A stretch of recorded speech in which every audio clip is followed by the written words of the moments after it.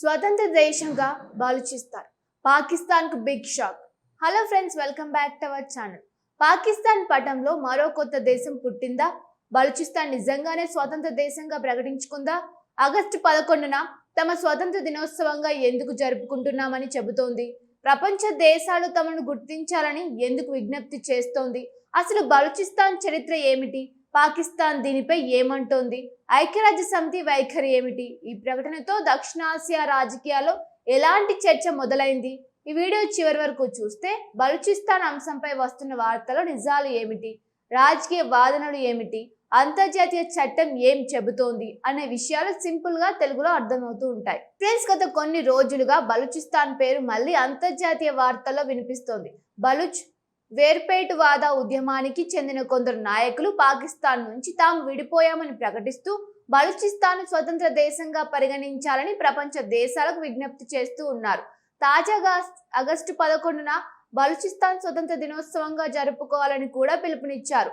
అంతేకాదు, ప్రపంచవ్యాప్తంగా ఉన్న బలూచ్ ప్రజలు తమ ఇళ్లపై, వ్యాపార సంస్థలపై, ప్రజా ప్రదేశాల్లో బలూచిస్తాన్ జెండాను ఎగురవేయాలని కూడా కోరారు. అయితే ఇక్కడ ఒక విషయం చాలా స్పష్టంగా తెలుసుకోవాలి. బలూచ్ ఏర్పాటువాద నేతలు చేసిన ఈ ప్రకటనను పాకిస్తాన్ ప్రభుత్వం అంగీకరించలేదు. అలాగే ప్రపంచంలోని ఏ ప్రధాన దేశం కూడా బలూచిస్తాన్ అధికారికంగా స్వతంత్ర దేశంగా గుర్తించలేదు.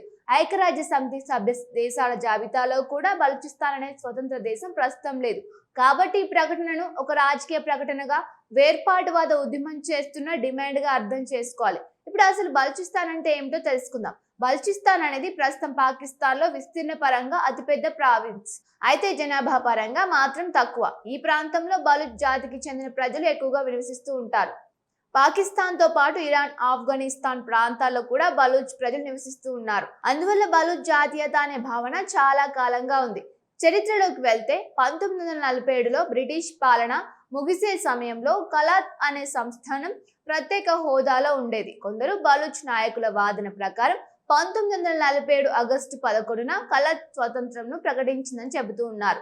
అయితే తర్వాతి రాజకీయ పరిణామాల్లో 1948లో ఆ ప్రాంతం పాకిస్తాన్ లో విలీనమైందని అధికారిక చరిత్ర చెబుతూ ఉంది.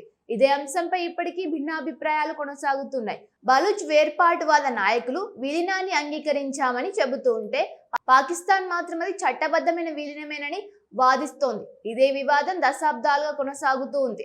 బలూచిస్తాన్ లో అనేక సార్లు వేర్పాటువాద ఉద్యమాలు జరిగాయి. కొందరు స్వతంత్ర దేశం కావాలని డిమాండ్ చేశారు. మరికొందరు ఎక్కువ స్వయం ప్రపత్తి కావాలని కోరుతూ ఉన్నారు. మరోవైపు పాకిస్తాన్ ప్రభుత్వం ఈ ఉద్యమాలను దేశ సమగ్రతకు వ్యతిరేకంగా చూస్తూ ఉంది. భద్రత బలగాలను మోహరించి చర్యలు తీసుకుంటూ ఉంది. బలూచిస్తాన్ ఎందుకంత ప్రాధాన్యం సంతరించుకుంది అనే ప్రశ్న కూడా చాలా మందికి ఉంటుంది. దీనికి ప్రధాన కారణం సహజ వనరులు. ఈ ప్రాంతంలో సహజ వాయువు, రాగి, బంగారం, బొగ్గు వంటి ఖనిజ సంపద ఉంటుంది. అంతేకాదు, అరేబియా సముద్రం తీరంలో ఉన్న గద్వార్ పోర్ట్ కూడా వ్యూహాత్మకంగా చాలా కీలకమైనది. ఈ పోర్ట్ చైనా, పాకిస్తాన్ ఆర్థిక కారిడార్ లో ముఖ్యమైన భాగంగా ఉంది. అందుకే బలూచిస్తాన్ ను భౌగోళికంగా కూడా ప్రత్యేక ప్రాధాన్యం ఉంది. తాజా ప్రకటనలో బలూచ్ ఉద్యమ నాయకులు ప్రపంచ దేశాలు తమను స్వతంత్ర దేశంగా గుర్తించాలని కోరుతూ ఉన్నారు. అలాగే ప్రపంచ వ్యాప్తంగా ఉన్న బలూచ్ ప్రజలు ఆగస్టు 11న స్వతంత్ర దినోత్సవంగా నిర్వహించుకోవాలని పిలుపునిస్తూ ఉన్నారు. తమ భవిష్యత్తు తరాలకు ఈ ఉద్యమ చరిత్రను తెలియజేయాలనేదే తమ ఉద్దేశం అని చెబుతూ ఉన్నారు. అయితే అంతర్జాతీయ స్థాయిలో ఒక కొత్త దేశాన్ని గుర్తించడం అంత సులభమైన ప్రక్రియ కాదు. కేవలం ఒక సంస్థ లేదా ఒక ఉద్యమం ప్రకటించినంత మాత్రాన అది స్వతంత్ర దేశంగా మారదు. ఇతర దేశాల గుర్తింపు, దౌత్య సంబంధాలు, అంతర్జాతీయ చట్టపరమైన అంశాలు, ఐక్యరాజ్య సమితి సభ్యత్వం వంటి అనేక అంశాలు ఇందులో కీలక పాత్ర పోషిస్తాయి. ప్రస్తుతం బలూచిస్తాన్ కు అలాంటి అధికారిక గుర్తింపు లేదు. ఈ అంశం ఎందుకు ప్రపంచవ్యాప్తంగా చర్చకు వస్తోంది అంటే, దక్షిణాసియాలో భౌగోళిక రాజకీయాలకు ఇది సంబంధించిన విషయం కావడం కారణం. మరోవైపు మానవ హక్కులు, ప్రాంతీయ ప్రపత్తి, భద్రత, సహజ వనరుల వినియోగం వంటి అంశాలు కూడా ఈ చర్చలో భాగమవుతూ ఉన్నాయి. అందుకే బలూచిస్తాన్ వార్తలు వచ్చినప్పుడల్లా ప్రపంచ మీడియా దృష్టి అక్కడికి వెళ్తూ ఉంది. ఇక్కడ మరో విషయం కూడా గుర్తుంచుకోవాలి. సోషల్ మీడియాలో ఈ అంశంపై అనేక రకాల పోస్టులు వైరల్ అవుతూ ఉన్నాయి. వాటిలో కొన్ని ధృవీకరించబడిన సమాచారం ఆధారంగా ఉంటే, మరికొన్ని అతిశయోక్తులు లేదా నిర్ధారణ లేని వాదనలు కూడా ఉండవచ్చు.